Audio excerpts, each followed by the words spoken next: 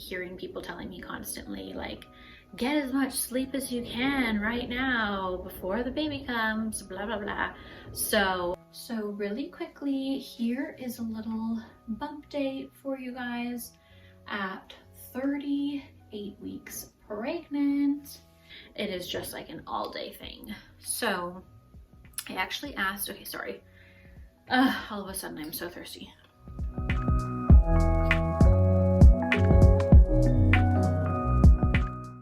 Hey guys, what's up? Welcome back to my channel. If you guys are new here, my name is Esperanza.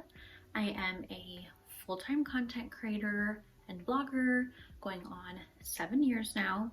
I have been living in Phoenix, Arizona for almost 4 months now with my parents who retired here from Eastern Washington. I am currently full-term 38 weeks pregnant with my first baby, a baby boy. So he will be here any day now.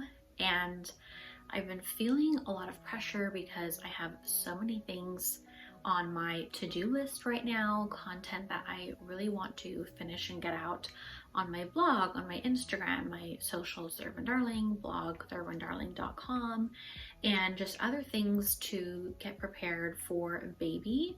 So this is one of them, my third trimester recap, and I wanted to just try to get it filmed today so that it's out of the way and I don't have to stress about it days before my due date or stress about filming it after he's here. I just would rather get it done, especially because I know that the newborn stage is going to be very tough adjusting to, especially since I'm going to be doing it alone, unfortunately, and not with my partner that I had started my pregnancy journey with, my partner of 10 years, my fiance Skylar. So those of you who have been following along with me on my story, my journey, my pregnancy journey, you guys know that my partner of 10 years and I actually had to part ways over halfway through my pregnancy. And if you guys are new here and maybe don't know that story,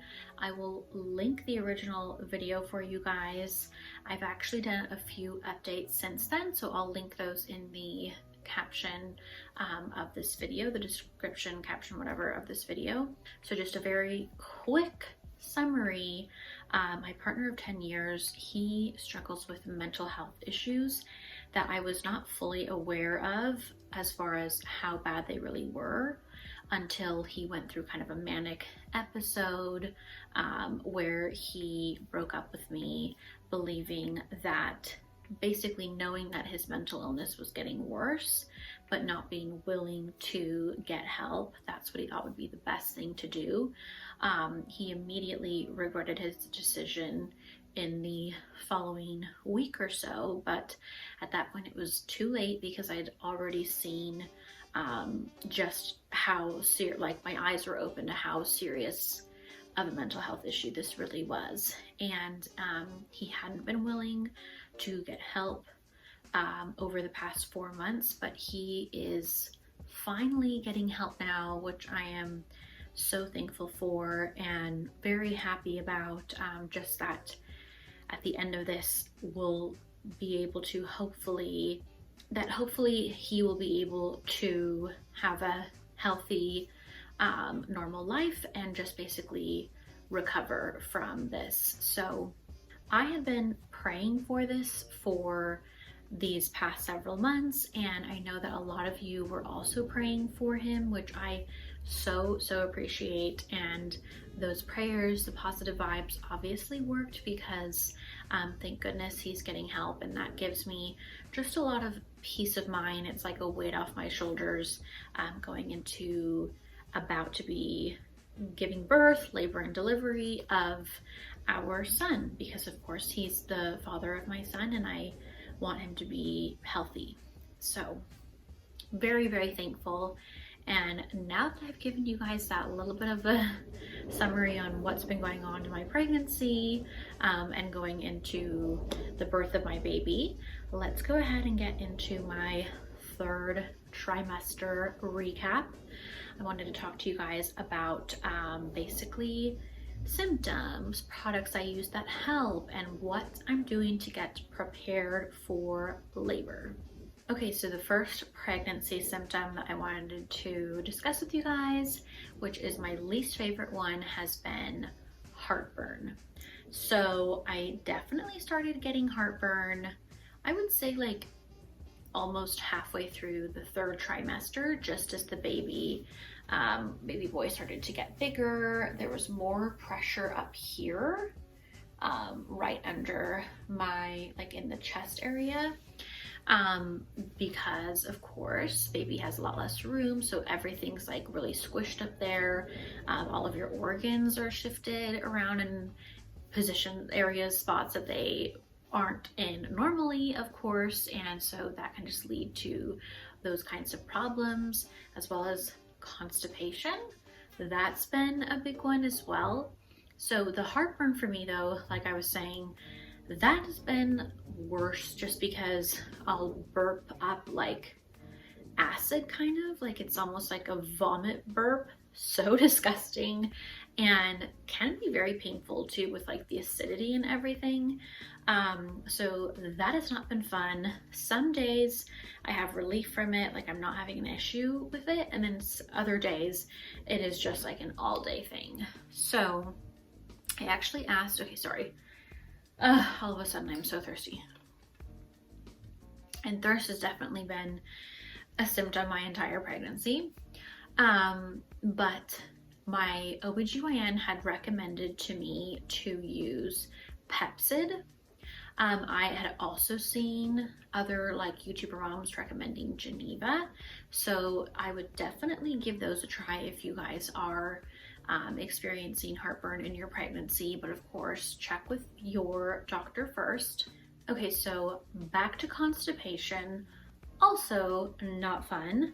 I really didn't have much of a problem with constipation at all before my pregnancy, and then I'd say things started to like really slow down just going into the third trimester. I never had a problem going number 2 several times a day, really, and then now in my third trimester I noticed that there were like a few days where I wasn't going number 2.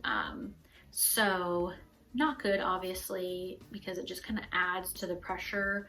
There's already not enough room down there, and your organs are already squished around, which is obviously, which is what's leading to the constipation, but it can just get very uncomfortable very quickly.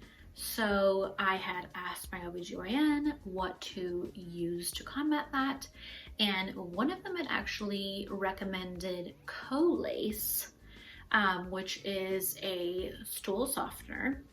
And then the other OBGYN, because I see like a different one every time, there's several at their offices, the offices I go to, she actually said that she did not recommend Colace, that it's not her personal favorite, and what she would actually recommend instead is Miralax, which basically gives you like immediate relief. So I have not tried the Miralax, because I'd already bought in Colace, so I've just been using that whenever I feel like I'm having a little bit of constipation, and it's supposed to help you go number 2 within 24 hours, and it seems to work, so that's good. My friend, who is a mom of 2, had also recommended to me Fleet suppositories, and I did purchase those and checked with my OBGYN to see if they were safe to use during pregnancy, and she had said yes, but I have not used them yet. We'll see. Basically, maybe the next time that I'm feeling very constipated, I'll give those a try. So another pregnancy symptom that I have been majorly experiencing in my third trimester is just like exhaustion in general. I would say it's definitely been the worst in the third trimester. Like I'll be running errands or doing something, and then I'm like, whoa, like a wave hits me, and I'll just be so tired, like too tired to even function. So I have been taking naps throughout my pregnancy. Some days I'm not able to, like if it's a very busy day where I'm shooting campaigns or there's just a lot going on that day, I won't be able to take a nap, which I would definitely say is something I need to prioritize a little bit more.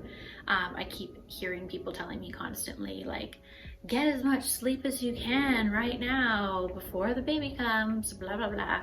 So I guess maybe that's something that I should be doing, but I just feel like I have so much to get done, like I said. So I'll probably try to take a little nap today, but it doesn't always happen. It's hard too because I literally have to get up to go to the bathroom all of the time. And then at some point in the night, I'll end up having insomnia because it's just hard to get back to sleep at that point. So that also has made me extra tired, besides like the insane amount that baby grows during this trimester, especially in the last few weeks, is just very tiring.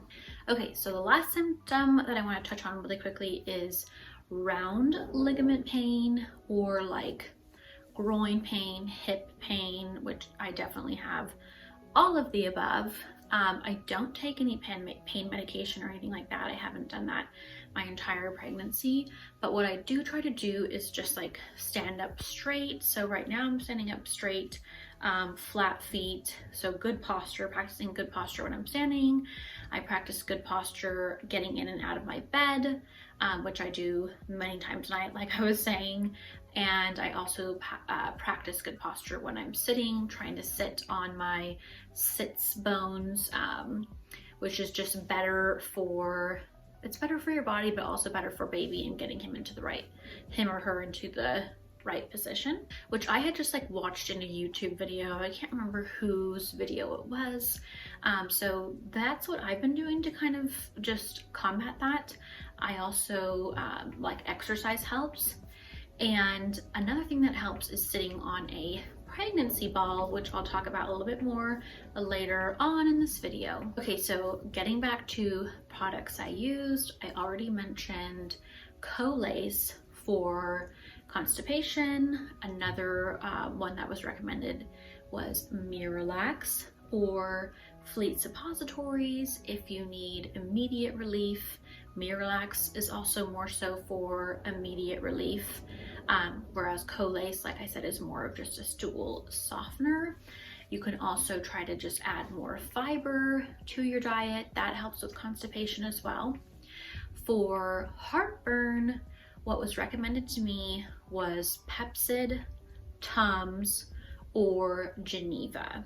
I actually have not used any of those, so those are just product recommendations that I wanted to give you guys in case you want something to combat that. Like I said, I haven't used any of them. I feel like what I've been doing to combat that is just drinking a lot of water, stretching sometimes helps get like those burps out. And but if next time that I'm having like serious heartburn, I probably will give one of those things a try. Okay, so a few more products I wanted to share with you guys are a pregnancy ball, which I finally purchased. I was going back and forth on whether or not to purchase that, but the more videos that I watched about getting baby into the right position, getting ready for labor, a pregnancy ball it just seemed to be kind of crucial for that. So a pregnancy ball is actually also great to sit on. So you can sit on your pregnancy ball while working at a desk, while watching TV, whatever. And it basically gets you into the right position that you need to be in, gets your pelvis into like the right position so that baby can drop into the pelvis and just get into a good position for giving birth. So that seemed very important to me. I purchased one. It ended up being not the right size for me, even though it was, according to my height, that should have been the right ball. So I actually exchanged that for a bigger ball this morning, which I'm hoping will work. I'm gonna pump that up later today. And then I'm gonna basically just start doing a ton of different exercises on it that really help get baby into the right position and also just help your body feel better in general. So I'm very excited to start doing that with my pregnancy ball. A couple products that I recommend, I've already mentioned them in other videos, but I just feel like they are so important in the third trimester, would be a pregnancy pillow. Mine is from Leech Co. I've had that since the beginning of my pregnancy. My partner had bought it for me, and it is just absolutely a must, especially in the last trimester when you kind of need something to like help support you and keep your belly in the right position, but keep you comfortable so that you can actually get some sleep. So that I cannot recommend more. And another product that I've mentioned, but I feel like is very important in the third trimester, would be a good belly butter, belly oil. The one that I've been using, which is very affordable, is the Mama Bee's belly butter, which I have been using with coconut oil as well. So I apply my coconut oil, I apply the Burt's Bees Mama Bee belly butter, and right now I have an organic belly butter that a friend had given me, so I'm using a little bit of that too. I've been doing that twice a day throughout my entire pregnancy, and I have yet to get a stretch mark. Obviously, with all the growth baby's doing in these last few weeks, especially if he ends up coming late, can end up leading to some stretch marks. So we'll see. I may still end up getting some, but as of now, I don't have any, and that is what I've been doing. The coconut oil that I would recommend, my favorite is Nutiva. Okay, so one more product that I wanted to recommend to you guys are these syringes that I have been using to collect my colostrum from Amazon. So I will link those down below. And my friend who has had 2 babies, she had actually recommended those to me. So once I got the hang of the syringes, they have been amazing. And that's something I'm going to touch on a little bit more in this next section, which is what I've been doing to get prepared for labor.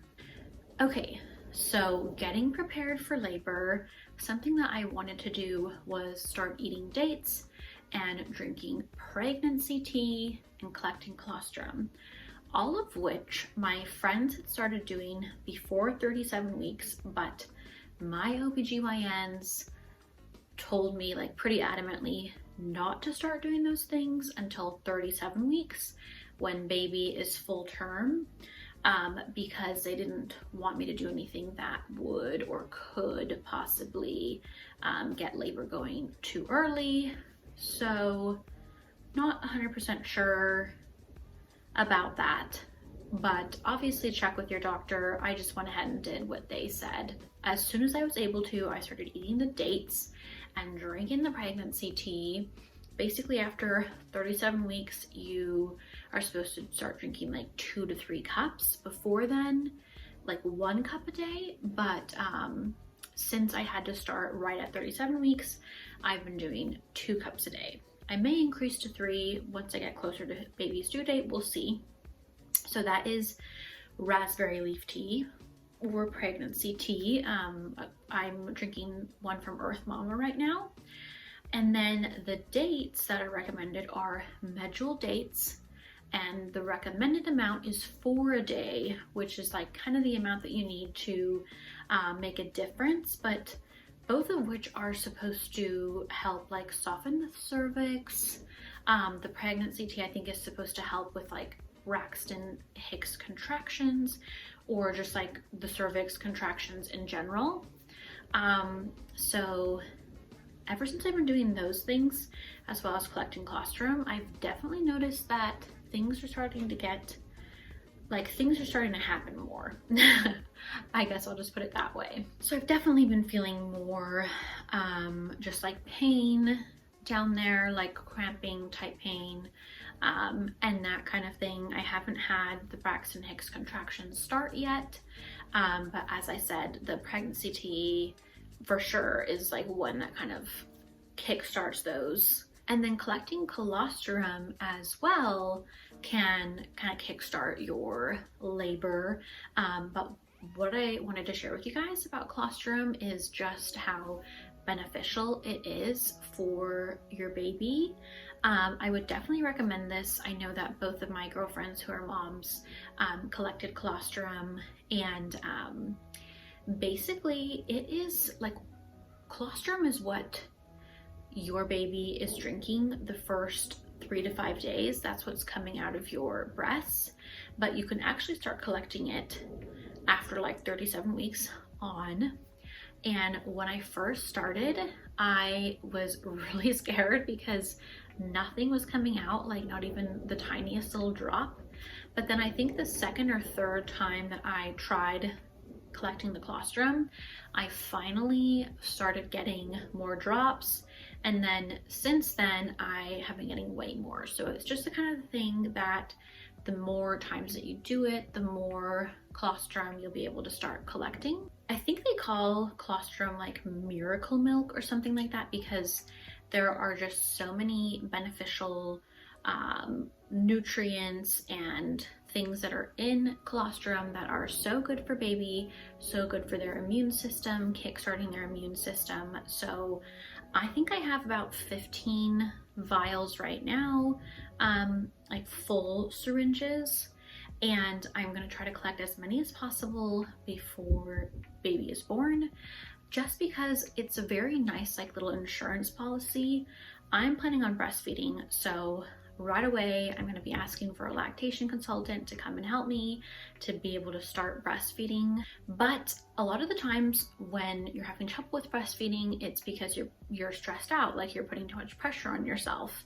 So having the colostrum is just going to be a very nice like insurance policy that just takes that stress off my shoulders, because I know that I can do the breastfeeding and then give them a little syringe of colostrum, and then that way I know that either way he's getting the colostrum that he needs. So it just takes like the pressure off. Basically you're freezing the syringes, and then when you go to the hospital, put the syringes in like an ice cooler, bring that with you, and then keep replenishing the ice to keep it frozen, and then obviously just thaw it out as you are giving them to baby. So I also started doing perineal stretching at 37 weeks. I think I had researched that it was a good thing to start around 34 weeks, and just to do a couple times a week. Since I started at 37, I've been trying to do it every single day for a few minutes.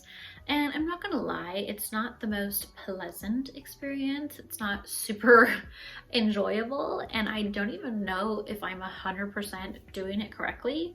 So I'm just trying my best, and I figured that something is better than nothing. So we'll see how that ends up going. And I actually just remembered another product that I wanted to recommend to you guys, which is evening primrose oil. One of my mommy friends had recommended that to me, taking one orally and then inserting one vaginally every day. I checked with my doctor, she said that was fine.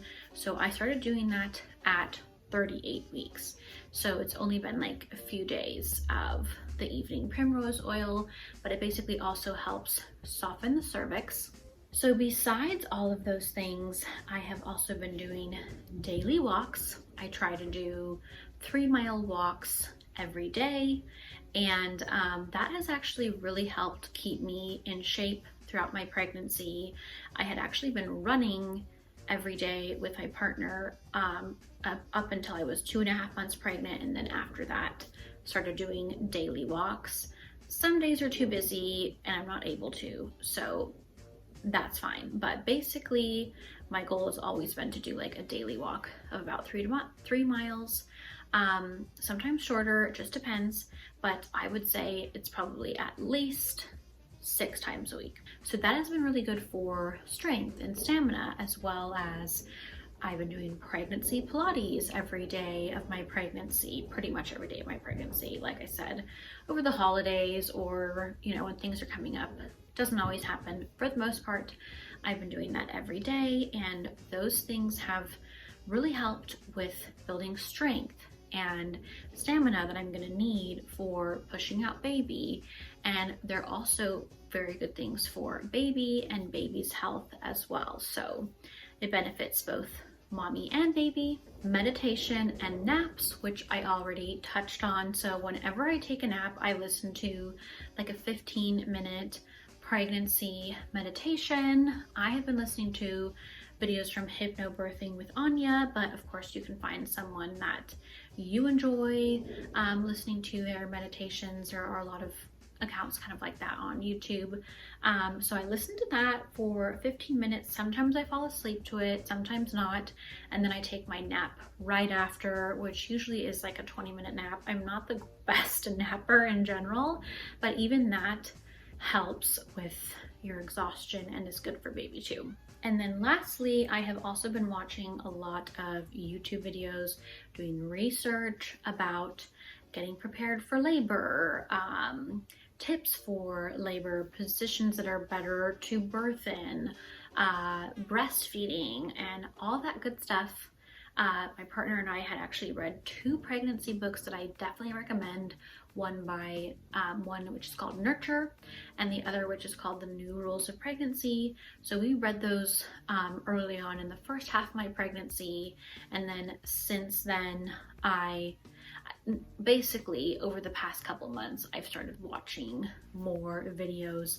I had kind of a rough patch in the middle of my pregnancy after the breakup and everything, so I wasn't really reading or doing a ton of research then. I was trying to just cope with my emotions, keeping my emotions under control for baby and everything. So it's really just been the past month or so that I've been researching and watching those videos, and I'm trying to do as much as I can every day just to feel like as prepared as possible for going into giving birth to baby boy. The ones I have been watching are from Bridget Taylor, which I'll link down below, along with Hypnobirthing with Anya, and her videos have been super helpful. A few more things that I wanted to mention. I plan on starting the mile circuit, which is basically just like stretches, exercises, and moves that help get baby into the right position for labor. And so I'm going to be starting those hopefully within the next few days. And I am also going to be drinking more water because I had my I had an appointment this morning, like an ultrasound appointment, and my doctor actually said that I need to be drinking more water, which is crazy because I'm already drinking literally 2.5 of these a day, and these are 42 ounces, but she was saying maybe add 1 more, so like 3.5, which sucks because I am constantly going to the bathroom. I mean, but you gotta do what you gotta do, gotta make sure that baby is healthy. So drinking more water. I also take electrolytes. So I mentioned that in a previous video, but electrolytes are very important during pregnancy as well. I like the ones from Ultima. Okay guys, so that is pretty much everything I wanted to cover, although I did want to just briefly go over each trimester, and I thought it would be fun just to like do a quick recap about each trimester and what I liked or didn't like about each one. So I would say the first trimester was definitely the worst, at least for me. Everyone's pregnancy is different, but I was exhausted. I felt like throwing up constantly. I wasn't really throwing up. I only had like 2 or 3 different days where I threw up. Thank goodness. That would have sucked if it was like an everyday thing. But I definitely just felt like nauseous and yucky every day and needed a nap every day. And so that was the worst, I would say, just feeling like so sick.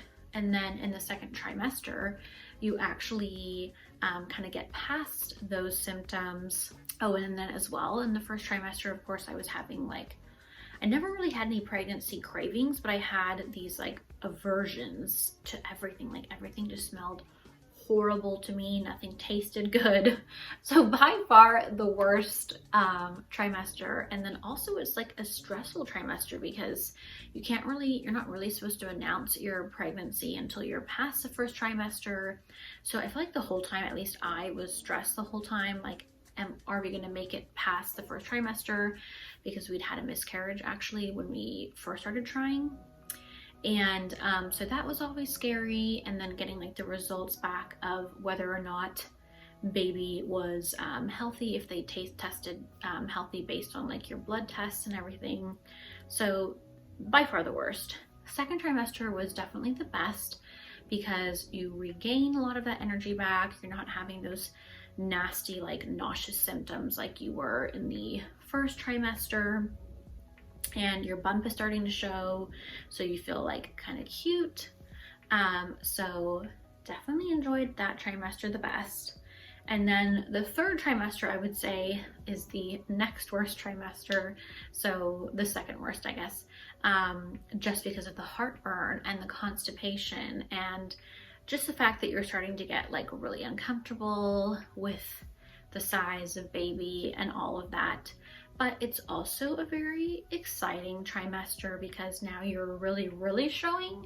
So you'll get like a little bit more sympathy from people. Like I noticed people just being like a lot nicer to me, like strangers and stuff like that. So, or getting like compliments on your baby bump because it's very obvious at that point.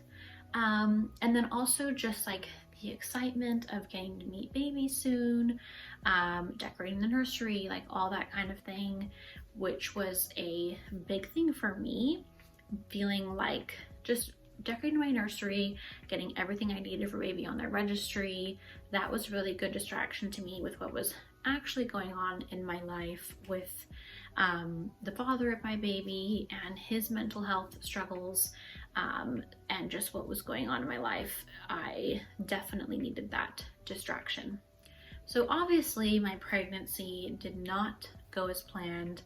I wasn't really able to have like that happy pregnancy with my partner like we had planned initially going into my pregnancy.